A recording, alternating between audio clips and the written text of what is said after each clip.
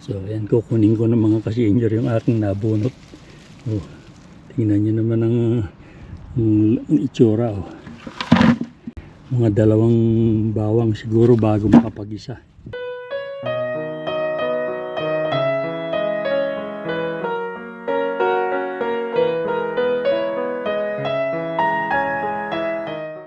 Hello po mga kasenyor, kumusta na po kayo?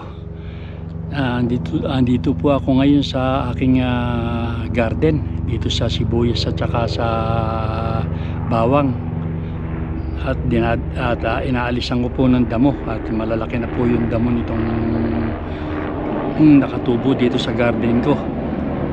Habang nag-aalis po ako ng damo, napansin ko na itong mga bawang na itinransplant ko noon. Galing po ito sa mga tumubong bawang na nakaligtaan kong bunutin noon na natabunan noong pong nakaraang summer.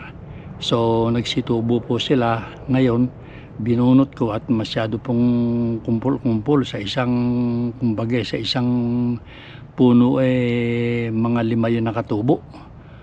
So ang ginawa ko po, binunot ko at saka ako pinaghiwa-hiwalay at saka ako itinransplant. So nung ma-transplant ko nga po, ayan, at nasabi ko na nga sa inyo na hindi maganda ang paghahalaman tong taon na ito. Doon makain ng rabbit, mapasok ng squirrel, at tapos nga nagkaroon pa ng hail, mga hail. Dati hindi naman kami nagkakaroon ng hail dito sa southwest. Puro sa bandang north isang hail, pero ngayon nga po nagkaroon. So hindi po talaga maganda ang naging tubo ng mga pananim namin dito sa southwest. Ito po at ipapakita ko sa inyo yung yung itsura ng aking bawang na binubunot ngayon na hindi na nga nagsilaki, nangabual na. Ibig mo sabihin, pag nabual na yung bawang, ayan po, yung ganyan, mga nabual ng ganyan, ayan. Ito po naman kalahati, itong kulang, ito po yan po, lugar na yan bagong tanim lang yan galing po yan sa binhi, sa butil ng bawang na binili ko. Ito po yung sinasabi ko sa inyo na bali na yung wala na pong, kumbaga hindi na yan magsisilaki, ganyan na lang yan. So ito po yung mga nabunot ko na. Ayan, tingnan nga po ninyo ang itsura. Ganyan lang kalalaki. So ayun nga po, binubunot ko na. Tala naman na, hindi naman na lalaki ang mga iyan hanggang sa matabunan na lang uli. Sige po mga kasenyor, at samahan ninyo ako sa pagbubunot ng pag-aani nitong mga pauna kong bawang na hindi nagsilaki. Samahan na lang po ninyo ako uli mga kasenyor. Tutuloy ko na itong pagbubungkal ko nitong bawang na inaani ko ngayon na hindi nga nagsilaki. Mga bago, ito po yung tinransplant ko dito. So ayan, at ipapakita ko sa inyo kung gaano kalalaki aking makukuha. Maguguantis lang po ako at maputik itong lupa. Mahirap pong alisin pagka nasingit sa kuko, sa pagitan ng kuko. Diyan. Ayan o. Ayan, ito nagkambal pa o. Tingnan ninyo kung gaano kalalaki. Ayan o.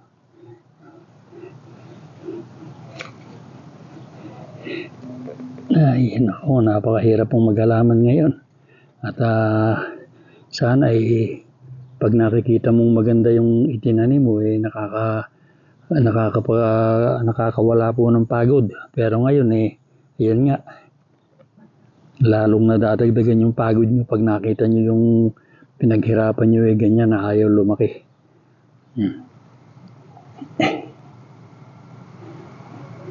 Tingnan nyo kung gaano kalalaki ito. Sa bagay, ito naman talagang tatapon na ito Kung kumbaga sa kwan kung hindi ko binunot at itin-transplant patapon na rin naman yun, hindi naman lalaki ng maganda. Yeah, okay na rin to.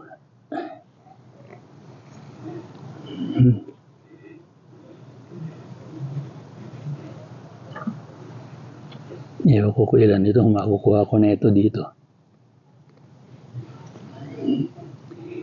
Ayan o. Paano nyo bang gagamitin yung ano yan? Oh.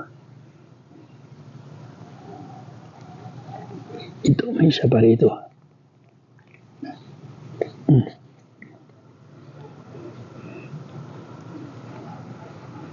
Ayan na.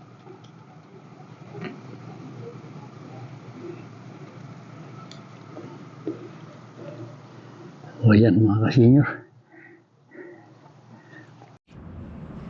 So, eri na po mga kasenyor yung nabunot ko. Oh, sa tinanim kong siguro meron namang mga 20 ito. Yan. Kalalaki.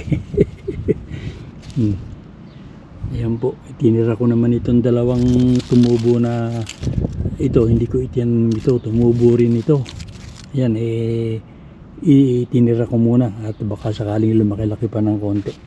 Pero lahat po nung mga ang puno patay na, yung kamukha nitong mga ganito, yan, ganyan. Binunot ko na.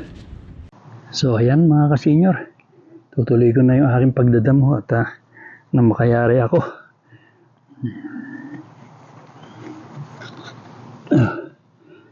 Yan. Buti pa itong damo. Walang problema, tumutubo kahit na saan nyo ilagay. Hindi nila problema yung lumamig at uminit na panahon. Basta sila lalaki sila ng mabilis pang lumaki kaysa dun sa mga itinanim.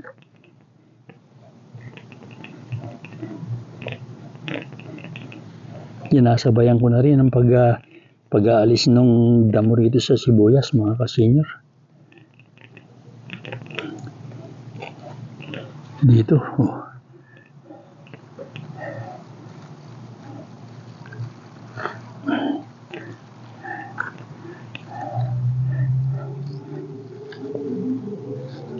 Yan.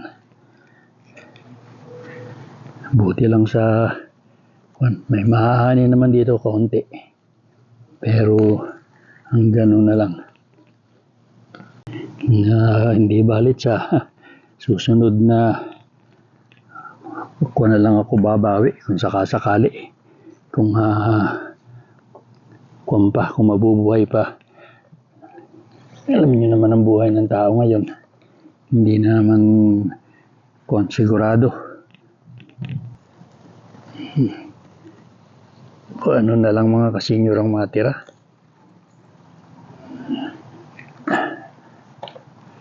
Yan yun.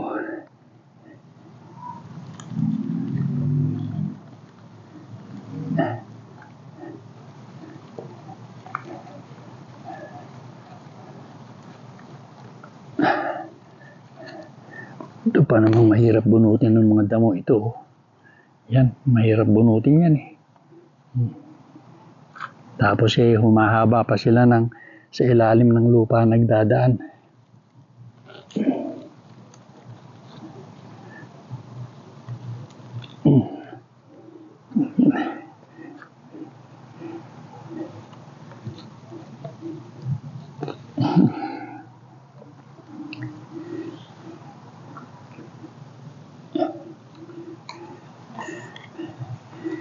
Yan, ito na lang ang kukunin ko. Dadamuhan ko mga kasenyor.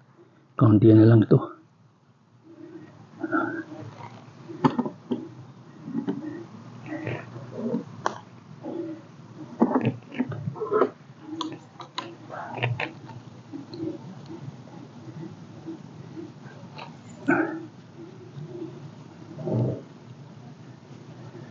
Yan. Tama na muna yan. Hapon na. Pag lumaki-laki na lang uli sila, tsaka ako aalisin yung iba. Ay, naku.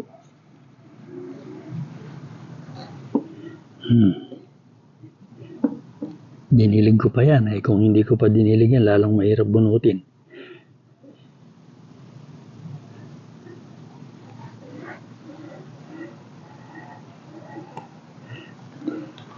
Mga kasenyor, itong bawang, ang akala ko, kung maanghang ang lasa, hindi iitlogan ng mga langaw. Hindi, at ganun din. Iniitlogan pa rin nila, kamukha po niyan. Ayan. Yan mga kasenyor, sira na yan, ala ng laman yan. Kaya namamatay. Kaya walang ligtas kahit na sabihin pang yung bawang o yung masamaang kwan, hindi po nila pinaliligtas. Ewan ko kung bakit dumaming ganyan ng langaw dito sa amin. Wala naman po yan noong nakaraang taon. So ito yung nabunot ko mga kasenyor.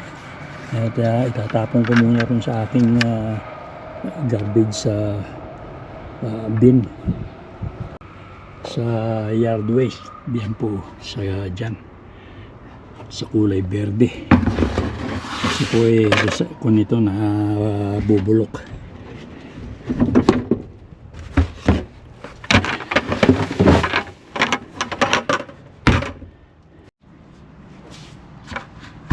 So ayan, kukunin ko ng mga kasenyor yung aking nabunot. Tingnan nyo naman ang itsura. Isang mga dalawang bawang siguro bago makapag-isa. Hintuan ko na muna mga kasenyor yung pagdadamo ko rito at hapon na. Mataas pa ang sikat ng araw pero po, mga pasado alas 7 na yan dito. Pero kung mapapansin nga ninyo, mataas pa yung sikat ng araw. Sige po, hanggang dito na lang aking video at hanggang sa susunod na lang tayo magkita-kita. Okay po, babay na po muna.